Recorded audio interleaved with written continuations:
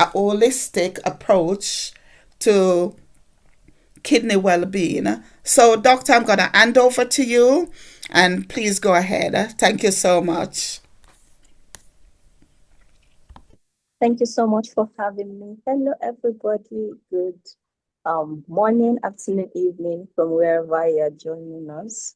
I'm Dr. Gloria Bokoya Haya. I'm a medical doctor. Got my MBBS from the University of Jos. I have a master's in public health from the Liverpool John Moore University in Liverpool. Married with a kid. I do work in general surgery as a looking doctor. I'm a public health expert as well. I'll just be discussing um, faith, food, and function as our lovely host, Ms. Olga, has said. I'll just talk about how there's an interplay between the food we eat, the function of our kidneys, and how our faith commands us to take care of our body as a whole. So I will try as much as possible not to bore us with so much medical terminology, keep it as simple as possible. And I believe there's space for questions at the end of the session. So I'll be discussing first of all, just talk about the function of the kidneys, just a little overview of how the kidney works, what they do. I'll then talk about how nutrition is important, what we should avoid, what we should ingest to optimize kidney health, how faith comes in, and then I'll just summarize everything together at the end. So I know all of us must have heard about the kidneys. A very important organ in the body, retroperitoneal, and it's located in the lower abdomen. So that just means it can be found towards the back of the lower abdomen. Usually, most people are born with two kidneys, but some people sometimes might be born with one and are able to survive surprisingly with one kidney. And the kidney is important because it's one of the end organs in the body. An end organ is just an organ that usually bears the brunt of disease. If there's like chronic or progressive disease, it's affected by such disease. So an important organ affected by chronic or progressive disease, an end organ. So the kidneys are part of the end organs alongside the heart, the brain, and the rest of them. So usually a normal kidney about 11 to 14 centimeter in length. Most people, like I said, have two, but you can survive on one. The left slightly bigger than the right in most people. There's usually like just a slight disparity between two, and that's not seen as a that's not looked upon as a pathology. So except it's like a lot of difference between both of them. Okay. So how the kidney works, basically speaking, is that it filters blood, gets rid of waste from the body, excretes the waste, and then sends back the clean blood, if I'll put it so, back into the body. So it uses what is called the nephrons, tiny units inside the kidney, filtering the blood. So it's a mini filtering system, filters the blood, blood enters the kidney from the renal artery, flows, goes past through the glomerulus, filters waste products, excess fluid, um, molecules, protein, just goes through everything to make sure that your bloodstream is as clean as possible. Goes out of the renal vein and then goes into the vena cava. So the body then takes it back, clean blood. And then excess acid or waste is then sent out and transported to the bladder. Urine is formed, sent to the bladder. Bladder stores till when it's kind of full, signals are sent to the brain, and then urine flows out. We then go use the toilet. Okay. So normal kidney function. So if you go to the hospital and they tell you, oh, want to have a look at your kidneys, want to maybe take some blood to check your kidneys, you have them checking for things like creatinine, urea, and electrolytes. So in medical terminology, they say EUCR. So when they're looking at your kidneys. So these are just waste products that are gotten when the kidney filters the blood. So if you see these things in very high amounts in the blood, you start to ask questions. It would appear that the kidney is not working as it is supposed to. Okay. So the normal EGFR, that's the glomerular filtration rate, is usually 90. It does vary. If you get older, the way your kidneys work as is expected, it's kind of slows down a bit. Okay. So the kidney is important because blood pressure regulation is done mainly by the kidneys. It manages fluid volume, that's the amount of blood and fluid that is in the body. If the pressure is kind of high, the blood pressure is high, what kidney does is that it excretes sodium, takes out water. So less pressure means less fluid means less pressure, okay? And vice versa. So blood pressure is low, sodium and water are retained, and then there's more fluid, translates to more pressure, and that helps to stabilize things, okay?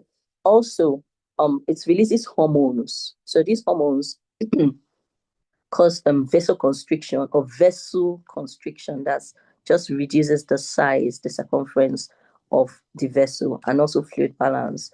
So if blood pressure drops, the kidneys release some hormones, renin. I'm not going to bore us with that. Angiotensin 2, aldosterone, all of these, there's just an interplay between these hormones to make sure that your body, the blood volume that you have is okay and is clean. Your blood is clean, in quotes. Okay. Okay, so like I've said, roles of the kidney in the body: waste filtration, filters waste products, toxins, just to maintain body health. So the chances of one having waste products or byproducts in the body, retained by the body, are very slim if your kidney is functioning as it ought to. Okay. It also balances electrolytes, so different electrolytes, to make sure that they are not too much or too little, just the right amount that your body needs. Another thing that's important to note that the kidney does or handles is red blood cell production. Okay, so healthy kidneys produce what we call erythropoietin. So erythropoietin is just a hormone that helps to tell the bone marrow that we need new red blood cells. Okay, so if the kidney senses that, oh, new red blood cells are needed, erythropoietin is released, the bone marrow picks up the signals that, oh, it's as though the body does not have enough red blood cells or needs new ones. And then new red blood cells are produced in the bone marrow and then sent out. Okay, that's why it's not surprising to see people with kidney disease. They might have some anemia, excuse me, they might have some anemia. The red blood cells might not be produced as they ought to. Okay. So we would want to discuss risk factors for kidney disease. Most of what I'll be talking about is preventive medicine. Public health mainly is about mainly preventive medicine. Okay. What to do to not get to that point of having to need medication, having to need treatment or dialysis or renal transplant if it comes to that. Okay, so for us to be able to do that, we need to talk about the risk factors, the things that make us prone to developing kidney disease.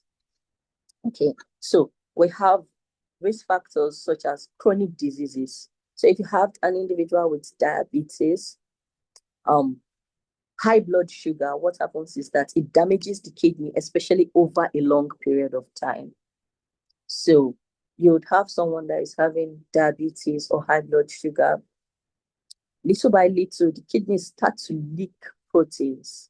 Instead of filtering the blood as it ought to, it starts to leak proteins and it becomes less effective. Okay, so this is usually called diabetic nephropathy. Nephro is the kidneys, pathy means disease. Okay, so disease of the kidneys, diabetic nephropathy. So you'd see that in diabetics.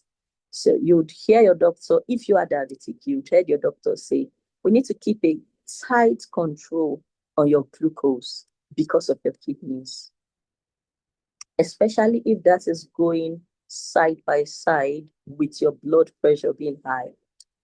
So it's something that has to be tightly controlled. Okay, so bringing us to hypertension. This is like the one that is very, very common. High blood pressure. The pressure is too high, the kidneys are damaged. It's not able to filter as it ought to.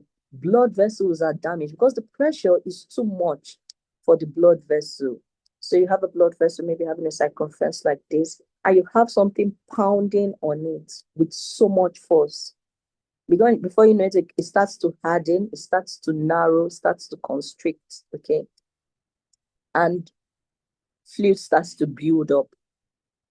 Why this is bad is that it's just like a vicious cycle, a negative vicious cycle. What that means is that if you have high blood pressure, the pressure becomes too much for the kidneys to handle, starts to damage the kidneys, and then a poorly functioning kidney is not able to pass the fluid as it ought to be. It's not able to circulate the fluid as it ought to be, leading to higher blood pressure. So the amount of fluid that's supposed to leave the body is not leaving. The blood pressure or the blood volume is getting higher. So it's just a vicious cycle. Bad kidneys, higher blood pressure, back to bad kidneys. Okay. Then family history. So there are some people that have some genes, they are hereditary kidney diseases. I think the most prominent would be polycystic kidney disease, a disease in which there are cysts located all around the kidneys. Okay. So polycystic kidney disease, I think there's Alport syndrome, Alport with all of that. There are quite a number of others, but polycystic kidney disease is like the most common of them. So if one does have these genes or has kidney disease running in the family, there's a higher risk of kidney disease happening to that person. So we are saying all of these things so that early detection is possible. We're able to have a look at our kidneys. We know what to do, and then we help ourselves in the long run. So early signs of kidney disease. What might you have? I just want to put this disclaimer: signs and symptoms might point to an array of diseases. Okay, but I'll just be picking a few that may signal kidney disease. If you have body swelling, so remember we said that the kidney, what it does is that it takes out waste products. But if the body is retaining these waste products, retaining sodium, retaining water, it manifests as swelling. So you might have facial swelling, might have pedal swelling. Pedal swelling is also seen in heart failure, but it's more common in like kidney disease. You have the person, if the kidneys are getting so bad, if it's chronic kidney disease, you might have what we call anasaka. That's just like generalized body swelling. The body is kind of overwhelmed and can't handle it. They might have that. Flank pain. Remember, I talked about the position of the kidneys just by the sides of the abdomen, the two sides, and it's kind of towards the back. So the person might complain of flank pain, or discolored urine. If the kidney is not functioning as it ought to, they have urine that is probably like they call it coke-colored urine, so a darker colored urine because the kidney is leaking. If I'll put it that way, it's not filtering as it ought to. So all this can signify, of course, not in isolation, but can signify that there might be a problem with kidneys.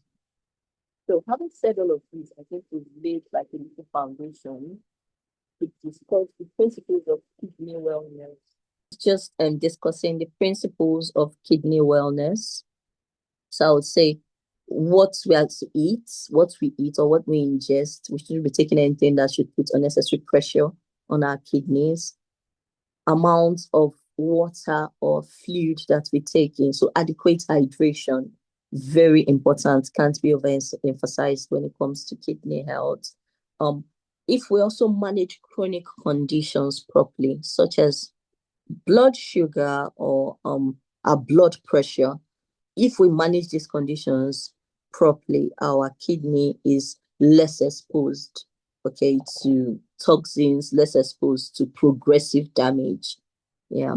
And regular health checkups. So if you are not feeling too well and you have probably like an annual screening or you have a doctor's appointment, you are encouraged to keep all of this. So for nutrition, I would start from salt intake. I know nearly all of us do use salt. And it's very important to stress that much salt is not good for the kidneys. The recommended daily allowance, I think, would be around 6 grams, if I'm not mistaken. It would be 6 grams. It should not be more than 6 grams. The lesser, the better. Okay. So, why this can be a little tricky is that even in the grocery stores or in the supermarkets, the food that we buy most times is pre-salted. What that means is that salt is already being added to what you are buying. Remember, you've not taken it home, you've not even cooked it, nothing like that has been done. Already there's salt in what you are buying. Okay. When you come home, you also want to salt your food. Say, oh, let me give it some little taste. As you're putting it in the pot, searing, you are still adding salt. Okay, so there are many hidden ways in which salt can just get much in our diet, creep up on us without us knowing. And some of us have the awful habit of sprinkling salt on the table. We have these little salt shakers and then we just go with it. Oh, it still needs some more salt. So remember, there's salt already coming from food. There's food that is raw. There's salt that is coming from you cooking, and then there's salt at the end you might want to sprinkle at the table, which is not encouraged, by the way. So this is why we should be very cautious with our salt intake. So 6 grams, I think, roughly up is about a teaspoon, just a teaspoon of salt for the whole day. Mm. I know it's quite tricky, but we need to really help ourselves by lowering the amount of salt we have or we use daily.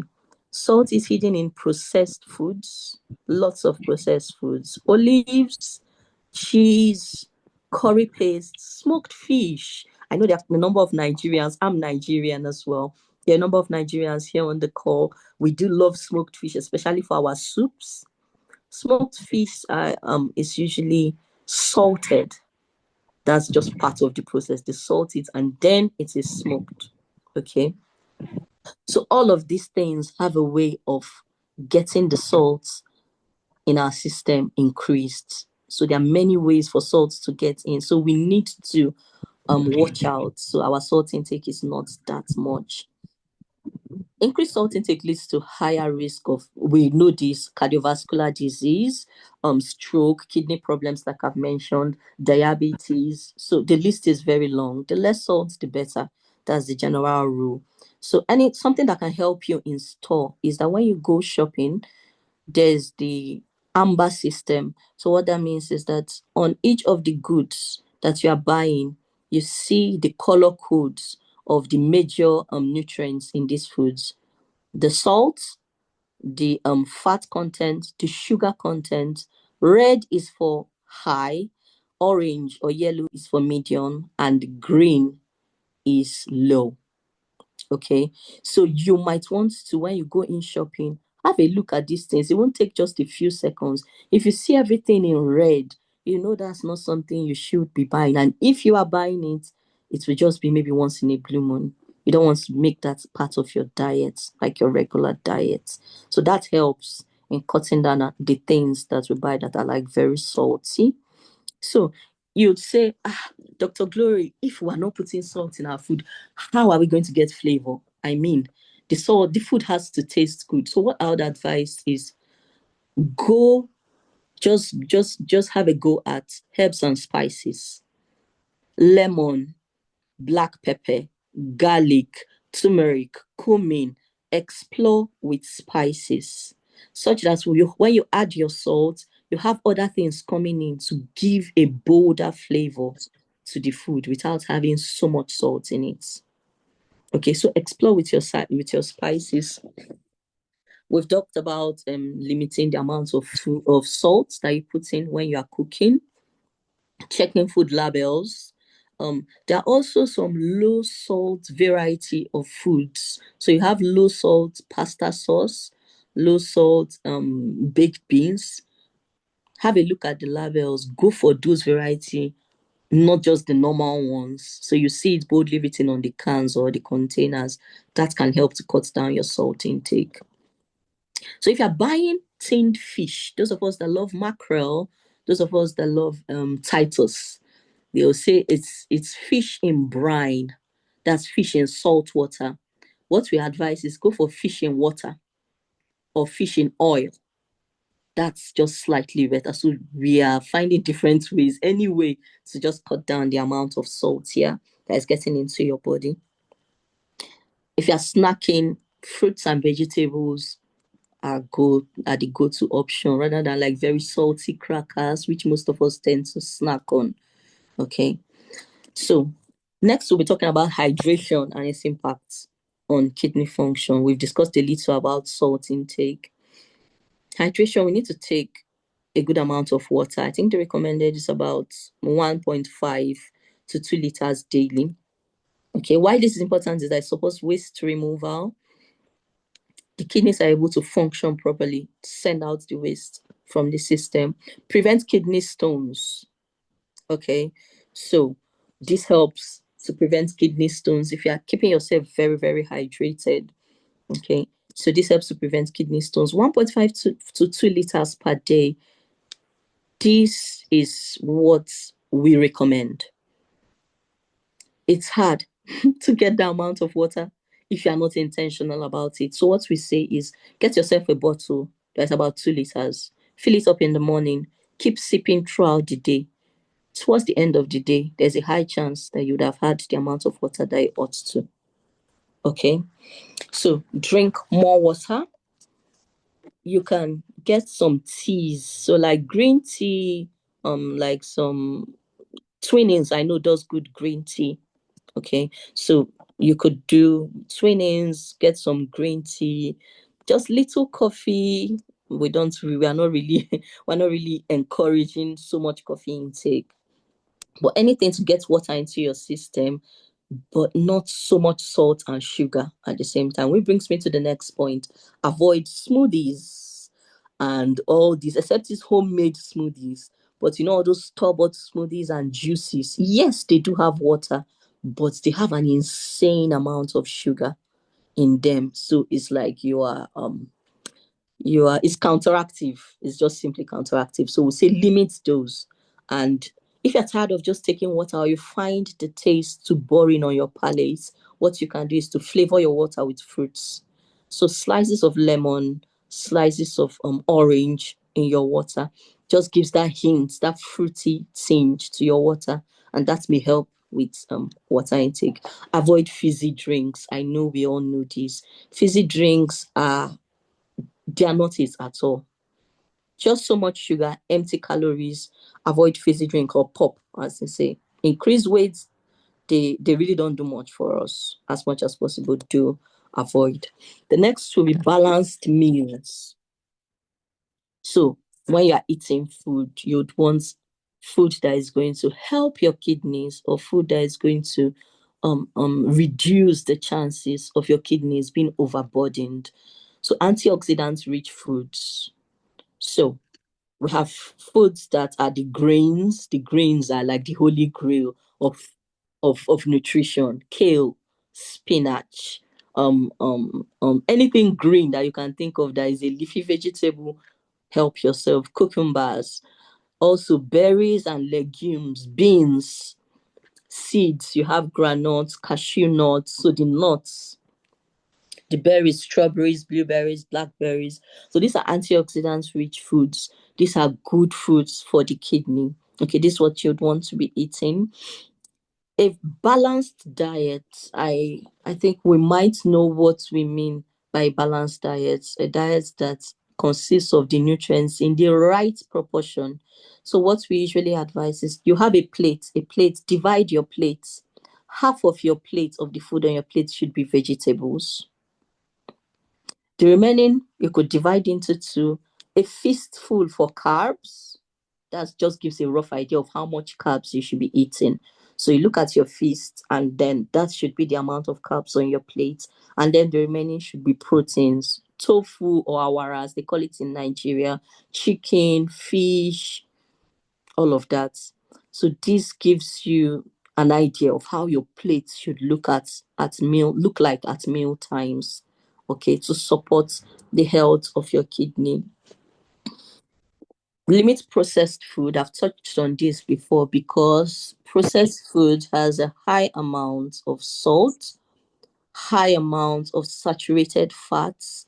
To keep processed food not stale, to keep it fresh in quotes, a lot of chemicals have to go into it. So that's why it is shelf stable. It stays on the shelf for a very long time and you can still eat it, which is not supposed to be. Okay. So as much as possible, cut down on your processed foods. And something we do not talk a lot on is bleaching creams. I think it's important to mention it because bleaching is like very common. It's more common than you would imagine. So you have, back then in Nigeria when I was practicing, you'd have even smaller children coming in with kidney problems and ask their mother or their father and ask them about creams that they use. You'll see some of them using very bleaching or whitening creams. Why this is dangerous is that these creams have an insane amount of mercury, lead, all other toxic chemicals in them that wreak havoc on the kidney. So long-term exposure to these chemicals from bleaching creams, they do destroy the kidney. Okay. So as much as possible, you don't want to be having things that are having, you don't want to be using creams that are having hydroquinone, mercury, things that are having those toxic chemicals in them, in the creams that you are using. So this is something to note. Herbal concoctions. In Nigeria, they call it bobonishe. In Yoruba, they call it bobonishe. What that means is that things that they use to treat everything, it works for everything. Okay, why herbal concoctions have a bad effect on the kidney is that most times they are random herbs. This is not to dispute that sometimes the people that put the herbs together know the herbs that are being put and in what quantity they should be put. But it's an unregulated market. You would agree with me, it's an unregulated market. So you have herbs that are high in different chemicals and toxins, and there's no dosage really to the amount of these things that are going in. So people just drink them at random, and this wreaks havoc on the kidneys. Okay, so herbal medications, just be very cautious of this. Another thing I'll talk about is synthetic hair. I know that's a little strange, right? But it's something that is not being spoken enough about.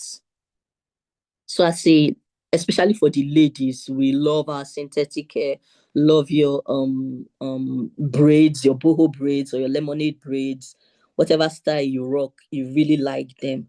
Okay, and it's synthetic hair that is used. The problem with synthetic hair is that it's mainly an unregulated market. I found that hard to believe, but that's what the statistics says. And it has very high levels of formaldehyde, lead. There was a recent study, probably 2 years, 3 years running now. All the top 10 brands of synthetic hair, they tested them, and all of them were found to have nearly 10 times the normal amount of heavy metals. Instead of having maybe a trace or a very tiny amount, they found up to 10 times the amount. So synthetic hair, as much as possible, will tell ladies especially, cut down the use of your synthetic hair.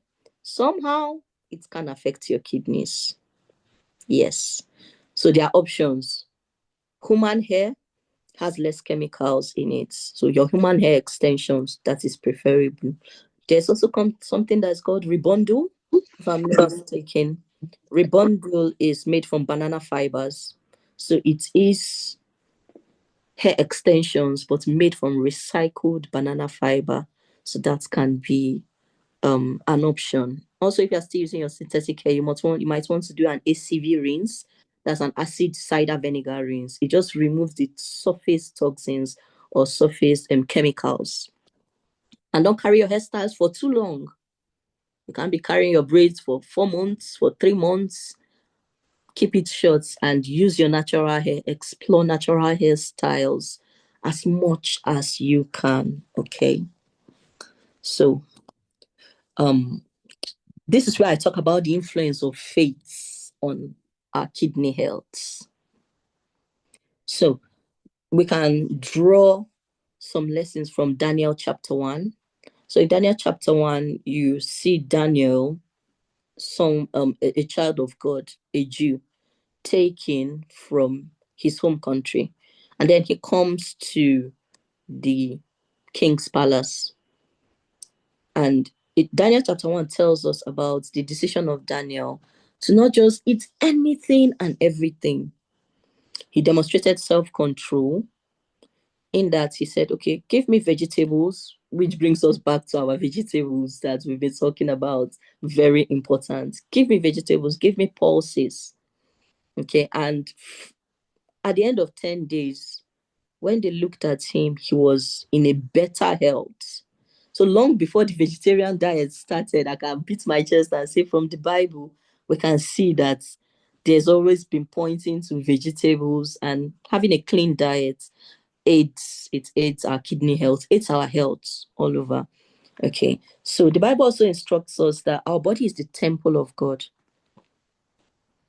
We should deal with it as such. Okay, the temple of God should be taken care of spiritually as well as physically. So this is what God expects of us, to incorporate practices that promote our physical health as well as our spiritual health. That's undisputed. But our physical health needs to be taken seriously because we are stewards of the body that God has graciously given to us. It's a gift, and it's our obligation, it's our duty to maintain it, to see that it's in health as much as lies within our reach. Okay. And if for any reason we do fall ill, faith is something we fall back on. It's something that gives us hope that God is the ultimate healer. Jesus is called in the Bible the great physician. Okay, he's greater than any doctor you'd ever see. And he's able to restore us back to health as we do our own part. If it's medication that is to be taken, whatever is to be done, while holding on to our faith, that helps us in the long run. Okay, and it gives us a positive outlook to life. Gives us a positive outlook to life. In Lamentations, the prophet was saying, he said, "This I recall, and then I have hope." There is God's message that we are not consumed. Okay, so no matter what happens, I think the preceding verses were talking about how bad things were. But finally, the prophet had to remind himself that things will be better because God is with us. Okay, so our faith calls, the onus rests on us as faith-filled people, as believers, that we need to take care of our body, do what we ought to do as stewards. Okay, so there are some practices, especially faith-tied practices, that can help with our kidney health.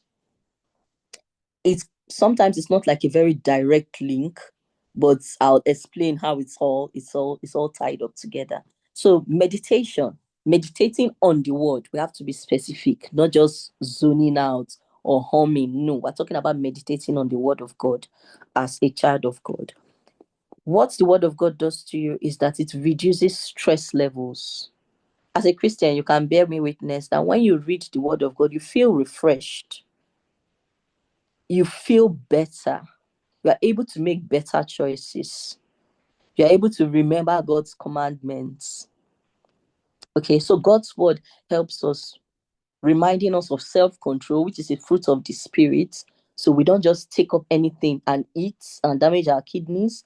We don't just ingest anything we see, or drink alcohol, or do things that might cause havoc to our bodies. Okay, especially to our kidneys in this case. Prayer and fasting is another one. So we all know there's the rave about intermittent fasting. Oh, it does this, it does that. Fasting has been of great health benefits to everyone. Anyone that fasts will tell you, you feel energized. That's first at first. We have to say the truth. At first, it may not seem so. You feel as though you just want to faint or you want to pass out. But with time, as your body gets used to it, you find out that it's something that's very important. Cells are rejuvenated when you fast. Your body goes into a fat burning zone. So it helps with weight loss. Okay. So it just helps your body, gives your body time to rest, to heal. So fasting is an important block of the faith, and it's also an important block of health. So it's good that we engage with these practices. Okay. So you may not do a dry fast, you may not go the whole hog. You can do like maybe a fruit fast in which you just take fruits for a number of days. You might do the dry fast, you might do a water fast in which you just take water for a little while, and then finally you break as the spirit leads. So these are Christian practices that are good, not just for our spiritual wellness for us, but also our physical wellness. Okay. And generally community-led support or community or faith-based health initiatives, such as what we are doing here, education. I remember someone saying that the church is one of the places where you get free resources. You have medical personnel in the church, you have people in banking in the church, you have reverends in the church, people that will give you spiritual advice for free, financial advice for free. So most resources that you get, and no one's going to charge you for all of this. So our faith is very, very important. The support that the faith brings in cases of illness, you have people that are not feeling too well, and then prayers as well that the faith gives you, the church gives you. These are very important things. There are also wellness programs, which I think should be in my church. We do them. Wellness programs like football matches, especially for guys. Women, you can have like maybe a morning exercise group or a Pilates group. Just wellness programs that have to do with moving of the body, exercise, very, very important.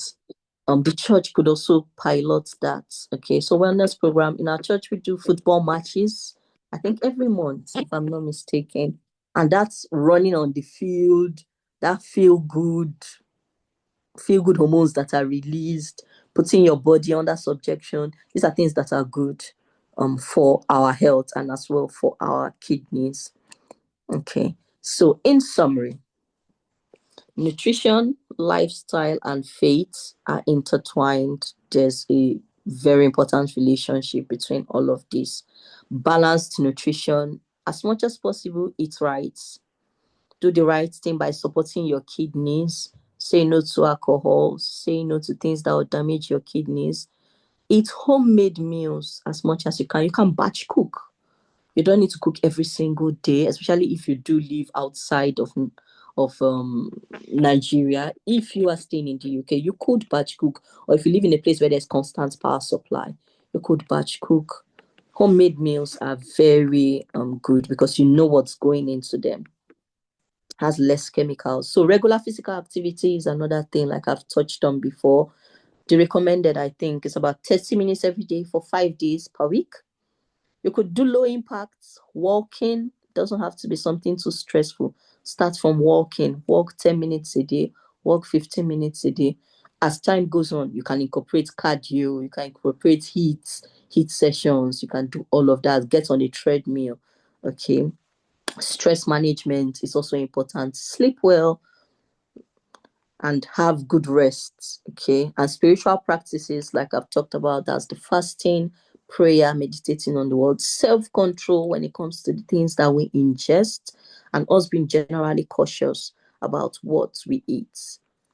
So preventive measures would be all that has been mentioned, and then managing underlying conditions. So if you have something like diabetes or high blood pressure, as much as possible, keep this under check. Take your medications, be regular with your medications, be regular with your checkup. Okay, keep a tight control on your glucose and on your blood pressure as much as you can. Okay, so in conclusion, Holistic kidney wellness has many components, which we've all mentioned, and I do hope that we've been able to get a few things from this session. Thank you very much for Thank you so much, Dr. Glory. That was so insightful and thought provoking. Absolutely amazing. And would love to hear from you, the audience. And if you have any questions about kidney health, diet, faith, or anything that Dr. Gloria shared tonight, please type your questions in or just raise your hands up, and we'll invite you to unmute. The first question I've got for you, Doctor, is from Terry, one of my colleague, who has asked, what are some foods that can be avoided if you have kidney disease? So generally, in kidney disease, what we would usually advise is limiting high salt food. Okay, so foods that are very high in salt. So you have, I think I did mention cheese. Cheese is quite high in salt. You'd want to limit that. Olives, most times they are salted, apart from the natural salts that they have. You'd want to limit that. Then generally in your cooking, you'd want to limit, or as much as possible, if you can, boil without salt. That's a very important tip that I would want to drop with us. Are you boiling rice? Boil it without salt and then eat it with your sauce. Believe you me, it will still taste as amazing as you would want it to. Are you boiling potatoes? Boil without salt. Are you boiling pasta? Boil without salt. Okay. Another thing would be that you would not want to overburden your kidneys by too much protein. So what we say is that, because remember, if the kidneys are impaired or the kidneys are not really well functioning, they are not able to excrete excess protein. They're not able to break it down as they ought to and excrete it. So that's why you have in kidney patients with kidney disease, you have high creatinine, high urea. Urea is like the byproduct of protein metabolism or protein breakdown. So we'll tell you reduce your protein. But why I'm a little cautious saying that is that generally Africans do not take as much protein as they ought to. Ab initio. So saying reduce your protein, yes, but we need to first get a baseline. How much protein is the person taking? Another thing would be to avoid alcohol. I think that goes without saying. You should have no business with alcohol when you know your kidneys are already, even if your kidneys are perfect, you should have no business with alcohol. Okay, and if your kidneys have problems, you should have no business with alcohol. Awesome. I hope that answered your question, Terry. Audrey, another colleague of mine, great friend, is asking, is it good to fast if on medication for diabetes?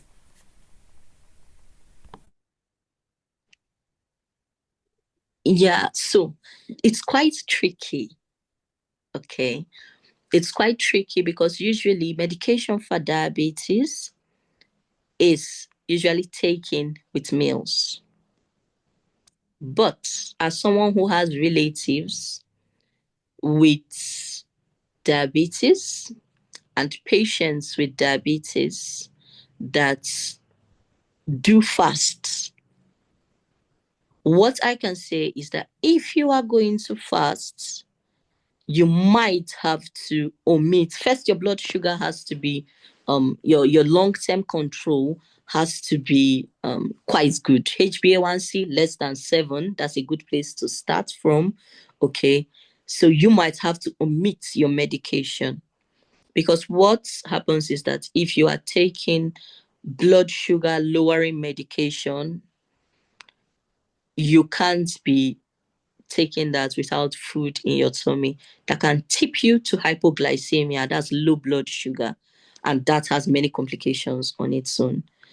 So what people do is not what the doctor advises. Usually we say take your medication, eat your food. Is that what people do is that they might want to skip Or if they are taking maybe something like metformin that they can take maybe once, they can take a short fasting window, say morning to 12.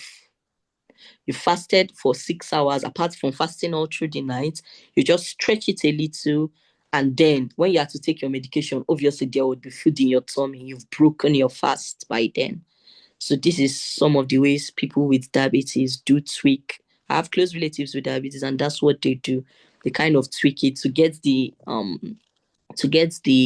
benefits of fasting while also keeping an eye on their blood sugar. So that can be excluded. Yeah. Thank you again, Dr. Glory. As a Nigerian, is our local herbs bad for the kidney? During my practice in Nigeria, we've seen a lot of people with kidney damage, and a significant part of their history is the ingestion of Bobonishe. So as much as possible, from experience, from what I have seen, avoid herbal medication. I'm not saying herbal medication is bad, but the problem with herbal medication is inaccurate dosing. There's no standard dosing to what you are ingesting. And the second part is that you do not know what is the mixture of what you are being given. So you just have a herbal concoction. They say, oh, it works, it does this, it does that. But we cannot really tell. I remember it's really an unregulated market. You can't really sue anybody. You can't really say, oh, this is what's in it, or this is not what's in it. So generally, from a doctor's point of view, I say avoid as much as possible. Avoid herbal medication. Pam has asked on keeping hydration in my role. I also encourage drinking squash, especially to individuals who do not drink water or those who drink fizzy drinks. What are your thoughts? Thank you. Yes, so I do agree to an extent with you. Squash is not too bad in itself, but like I've said earlier, whatever you're drinking, have a look at the labels. Have a look if you're having something that is looking like a billboard, just detailing the ingredients of what you're taking in, there is a problem. Your ingredient list should be as small as possible. So usually for squash, it's usually just like fruit flavored water, sometimes with some little added flavoring here and there. Even for ill people in the hospital, generally they are encouraged to drink squash if they're having difficulties drinking water. So it's not a bad idea, but I'll still encourage that water by itself, or fruit flavored water, homemade fruit flavored water, is also a very good option. A slice of lemon, dash of lime, some berries, maybe frozen berries. So just keep it tangy, keep it, something nice on the palate. A lot of people have issues drinking water. They find it very boring. So just different ways of spicing things up. And yeah, so squash is not bad at all. But we still go back to water, good old water. Thank you very much. Anita has said, thank you so much, doctor, for the information. My question is, how much damage to the kidney is a CKD, that's chronic kidney disease, for those who don't know, that's stage 3. So she's asking, what is stage 3 kidney disease? What is that? Okay, I'm muted. Yeah. So CKD3. So what that means is chronic kidney disease 3. Chronic kidney disease is usually staged or classified, if I'll put it that way, and it just tells you how bad the kidneys are. So for CKD3, usually is what we call moderate kidney injury. Okay, so the EGFR, that's the number or the figure for filtration, the estimated glomerular filtration rate, how well the kidneys filter. I think it's something about 50-ish. The EGFR usually will be around that. from around 50-ish, 30 to 50, something like that, depending on what stage. Okay, so for CKD3, it's usually around that. And what we usually advise is what we've said here: lifestyle changes, enough hydration, lifestyle changes, enough hydration, medical treatments. So what is causing the kidneys to have the problem? Is it something treatable? Is it the blood sugar that is not well controlled? Is it the blood pressure that is affecting the kidneys? Is it another chronic illness that is affecting the kidneys? So many things can be affecting the kidneys. The problem might not be directly from the kidney itself. So if you treat those things, in essence, you are treating the kidney disease.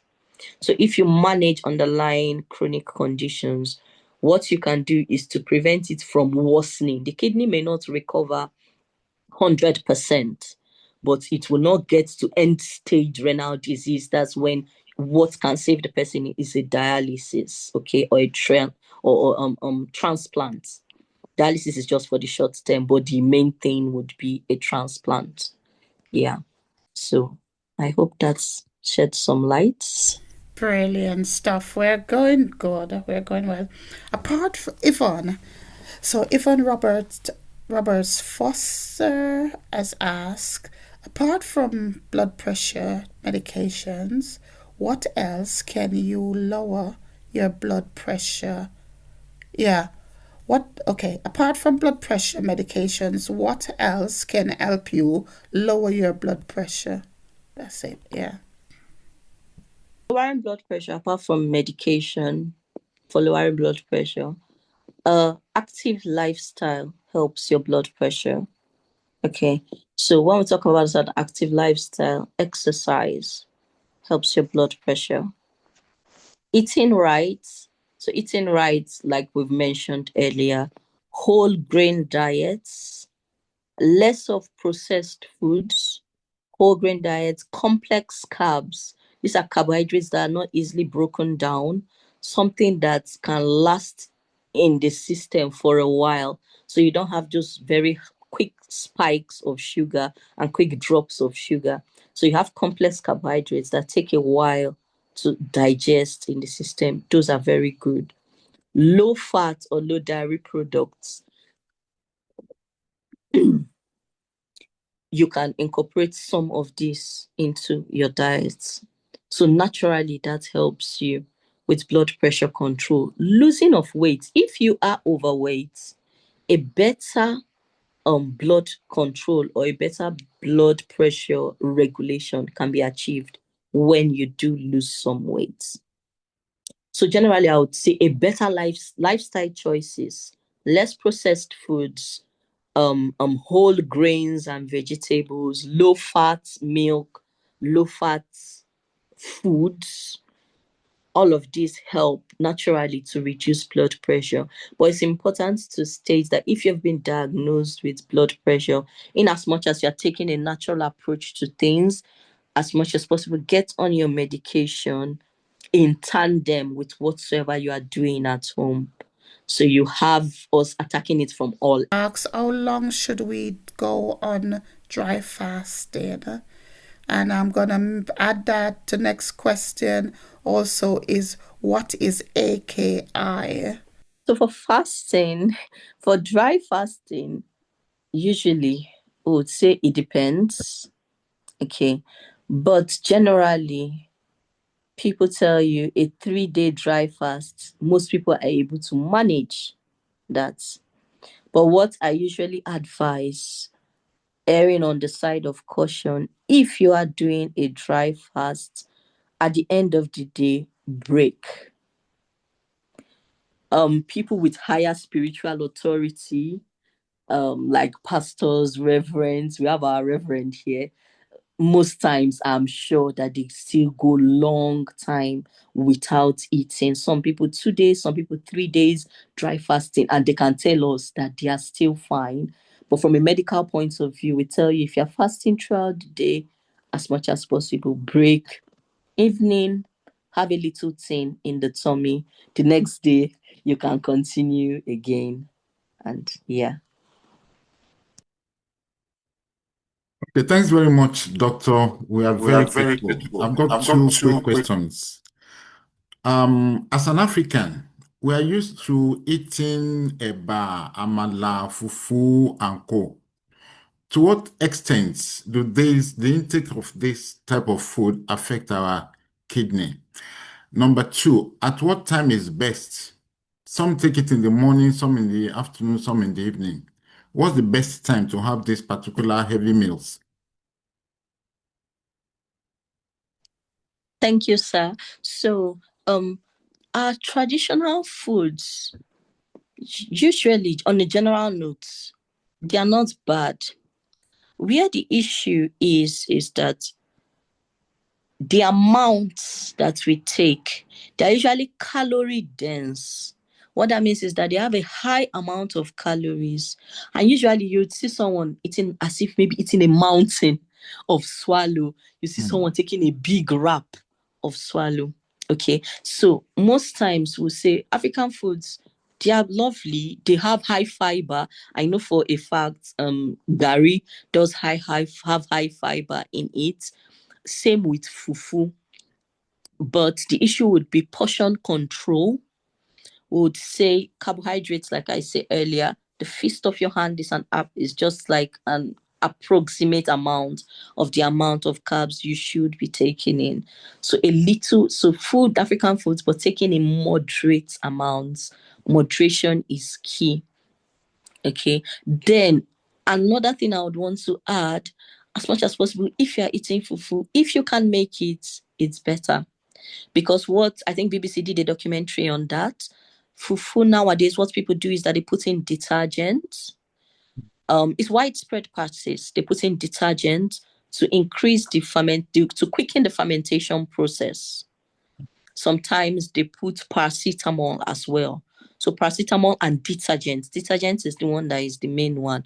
And this, we know that detergents should not be getting into the system. You are stressing your kidneys, you are stressing your liver. So I would just say anyone that eats fufu, it's very lovely. Fufu is very lovely, but the commercial ones that you just buy on the street from the street vendors, as much as possible, do not. And if you do, get from a trusted vendors, because there are some additives they put in, like detergents, that are very harmful to the kidneys. Okay, and I would say the best time for heavy meals is when you are active. So some people have very lazy mornings. That's not when you want to be eating a heap of amala. You can keep your gbegiri for later in the afternoon, when you know shortly after you are taking a walk, or shortly after you are getting on the treadmill, or you are going to the store. So your heavy meals should be centered around the time of the day in which you have most activity. That's what we advise. Heavy meals, mostly in the night, we say no. Because shortly after you are going to sleep, you are not burning any fat, you are not burning any calories. So everything you are taking in just stays, if I put it that way. On behalf of the Come Let Us family, I just want to say a huge thank you. Thank you for your time. Thank you for your wisdom. Thank you for your gentle but powerful way. You have helped us think about our kidney, our lifestyle, and our faith. You have even mentioned Daniel. And for those who have got faith, know definitely how Daniel was a man of God, and also about his healthy lifestyle. And we're so grateful for the way you served, you taught us, and pour out into our Come Let Us community. And may God continue to strengthen you, enlarge your territory, and bless the work of your hands in Jesus' name. So thank you for being with us tonight. Thank you. And for everyone else, I want to say have a lovely holiday season. This is our last Come Let Us webinar session for 2025. We look forward to seeing you in 2026, and